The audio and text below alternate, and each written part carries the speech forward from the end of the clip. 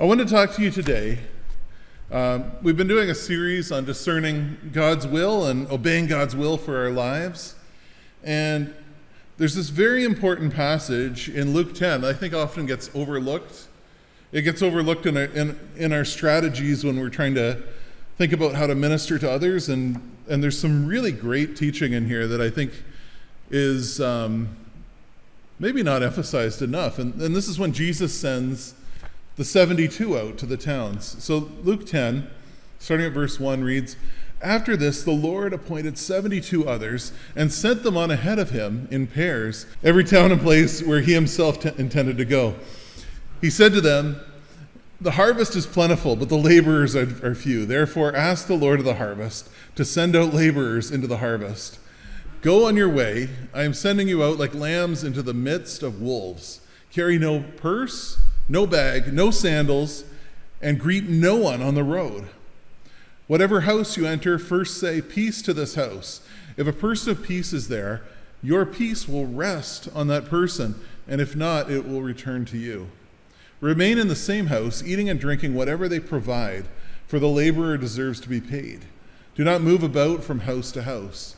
Whenever you enter a town and its people welcome you, eat what is set before you. Cure the sick who are there, and say to them, the kingdom of God has come near to you. But whenever you enter a town and they do not welcome you, go into its streets and say, even the dust of your town that clings to our feet, we wipe off and protest against you.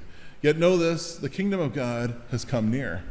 I tell you, on that day it will be more tolerable for Sodom than for that town.'" It got me thinking about how God sends us out and calls us to accomplish different tasks, but the tasks that he calls us to, we need to be equipped for quite often, and we need God's peace in order to do the things that he's calling us to do. And one of the things, for me, that I started at some point to feel a bit of a calling towards was public speaking.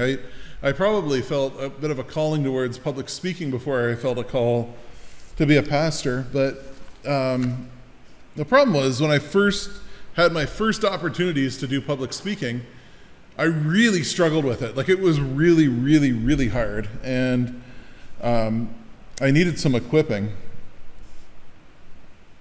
I would feel terrified speaking to people, and I didn't know if I was really even that pleasant to listen to.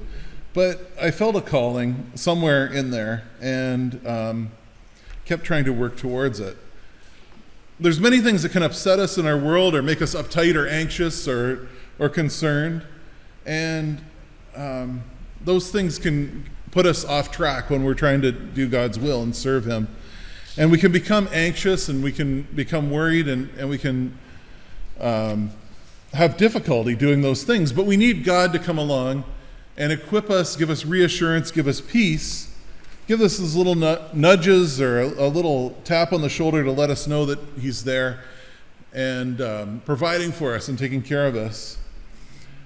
I recall in my own development trying to learn to speak better, and that